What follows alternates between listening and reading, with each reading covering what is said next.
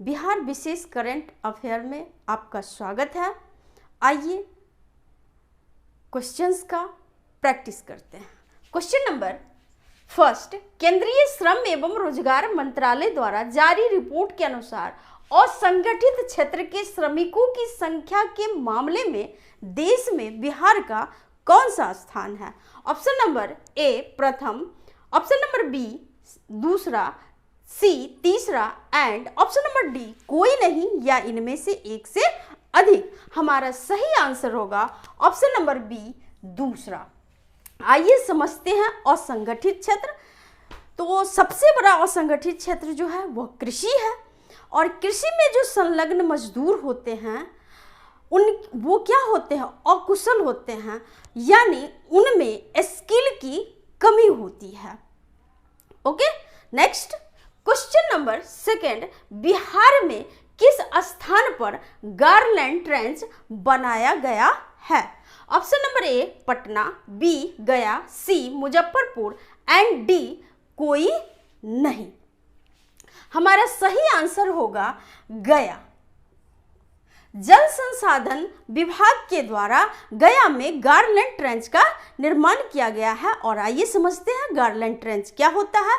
तो देखिए, garland trench जो है वह वर्षा के जल को एकत्रित करके, ताकि जल वेस्ट ना हो जाए।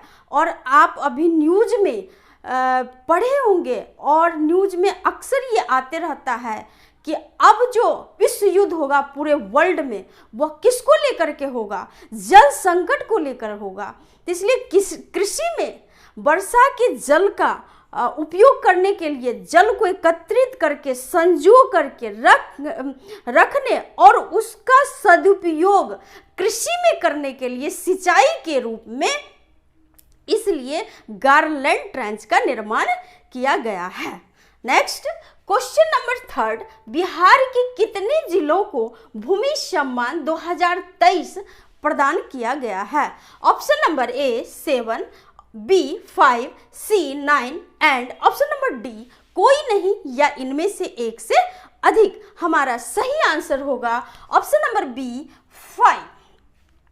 भूमि सम्मान 2023 ये जो है भूमि के उचित प्रबंधन और भूमि का उचित प्रशासन के लिए, अधिशासन के लिए, भूमि व्यवस्था के उचित प्रबंधन के लिए ये पुरस्कार दी जाती है।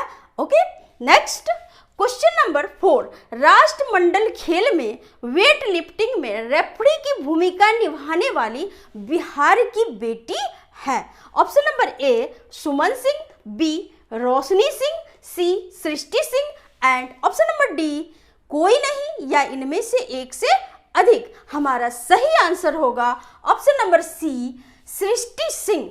आपको ध्यान में रखना है, ये क्वेश्चन इंपॉर्टेंट है खेल से। और क्वेश्चन नंबर 5, बिहार बायोफ्यूल उत्पादन प्रोत्साहन नीति 2023 के संबंध में कौन सा कथन सत्य है? 3 स्टेटमेंट है, इन स्टेटमेंट के आधार पर सही उत्तर को फाइंड आउट करना है। स्टेटमेंट ए, प्लांट लगाने वालों को प्लांट एवं मशीनरी की लागत का 15% अनुदान सब्सिडी। स्टेटमेंट बी, अधिकतम 5 करोड़ का अनुदान।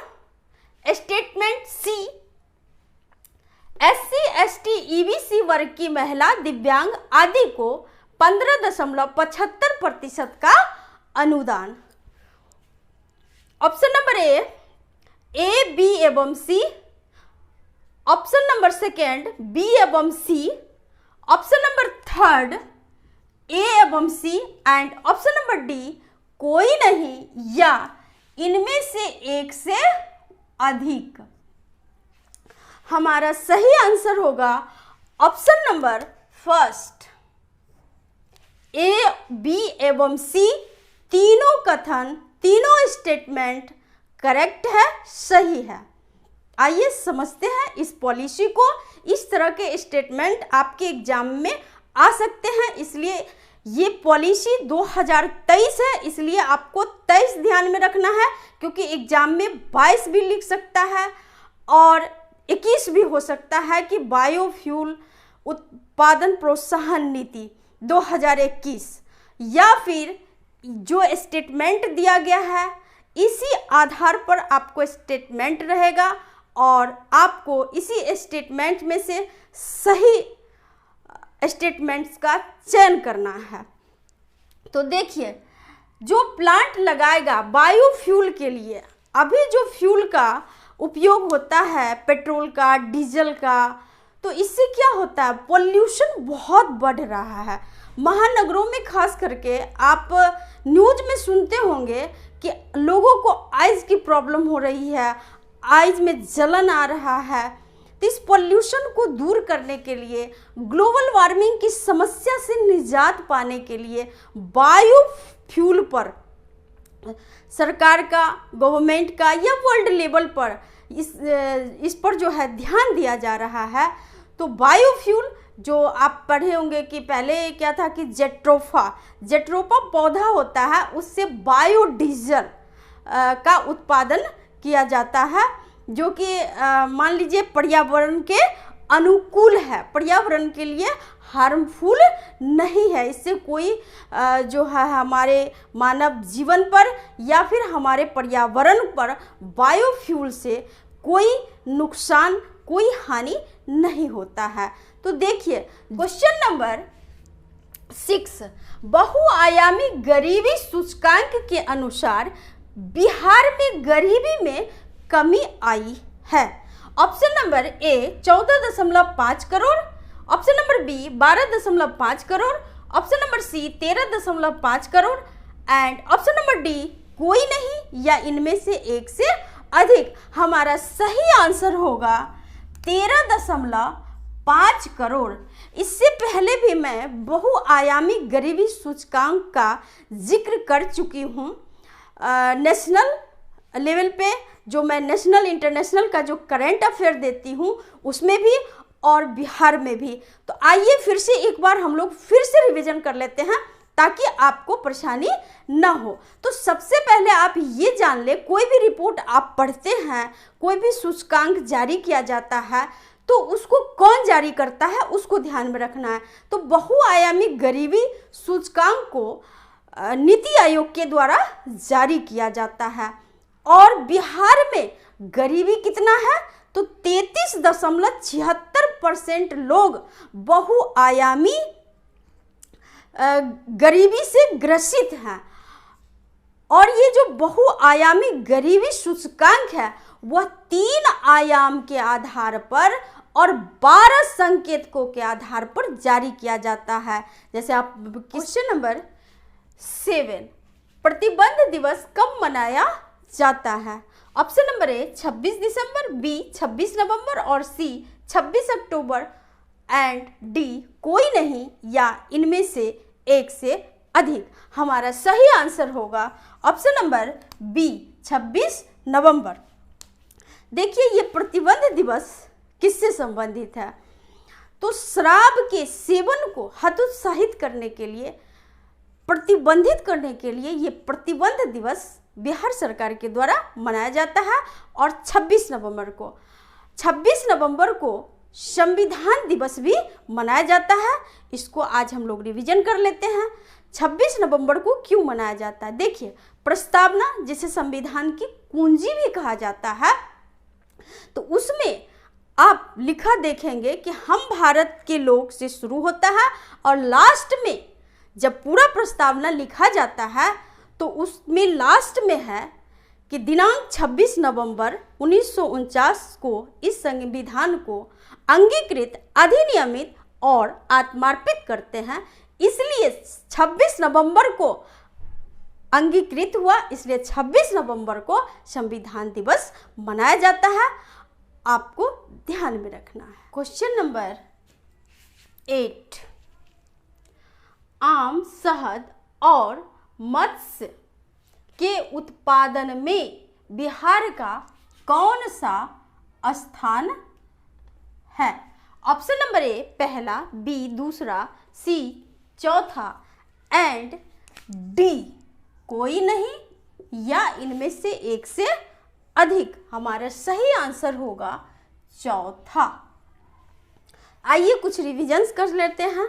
आपको ध्यान रखना है जूट और मेस्ता के उत्पादन में दूसरा, मखाना, मशरूम और लीची, मौसे मखाना, मौसे मशरूम और लीची, इसके उत्पादन में प्रथम स्थान। लौकी, जिसे कहीं पे कद्दू भी बोला जाता है, और भिंडी, इसके उत्पादन में प्रथम स्थान आपको ध्यान में रखना है। मक्का के उत्पादन में बिहार का तीसरा स्थान है। फलों के उत्पादन में छठा और सब्जी के उत्पादन में तीसरा। Okay, next question number 9, Bihar में सर्वाधिक जनसंख्या वृद्धि वाले 3 जिले हैं। Option number A Patna, Gaya, Muzaffarpur, B Madhepura, Kishanganj, Araria, Khagaria, and option number D कोई नहीं या इनमें से एक से अधिक। हमारा सही आंसर होगा option number B, Madhepura, Kishanganj, Araria और खगड़िया। इन दोनों की वृद्धि का, अररिया का और खगड़िया दोनों की वृद्धि एक समान है, 30.2%। नेक्स्ट क्वेश्चन नंबर 10, बिहार में 15 से 59 आयु वर्ग के जनसंख्या का प्रतिशत है। Option number A 60.7%, B 53.5%, C 63.5% and D कोई नहीं या इनमें से एक से अधिक। हमारा सही आंसर होगा ऑप्शन नंबर बी, 53.5% लोग 15 से 59 वर्ष के हैं बिहार में। लेकिन अगर पूरे देश की बात की जाए तो 15 से 59 आयु वर्ग के जनसंख्या का प्रतिशत 60.7% है। लेकिन बिहार में 53.5%। ओके, नेक्स्ट क्वेश्चन नंबर 11, किसने गीता का अनुवाद मैथिली भाषा में किया? Option number A Kajal Karn, B Kamini Karn, C Kumud Karn and option number D कोई नहीं या इनमें से एक से अधिक। हमारा सही आंसर होगा ऑप्शन नंबर ए काजल कर्ण, जो कि अमेरिका में रहती हैं और उन्होंने ही गीता का मैथिली में अनुवाद किया। आज के लिए इतना ही। आप लोग मुझे मोटिवेट करने के लिए मेरे इस सेशन को, मेरी इस क्लास को प्लीज़ अधिक से अधिक लाइक, शेयर एंड कमेंट कीजिए। और कोई भी स्टूडेंट मेरे इस करंट अफेयर से अछूता ना रह जाए, इसलिए आप शेयर करके उन्हें भी लाभ पहुंचाइए, खुद भी सफल होइए, औरों को भी सफल बनाइए। थैंक यू, धन्यवाद।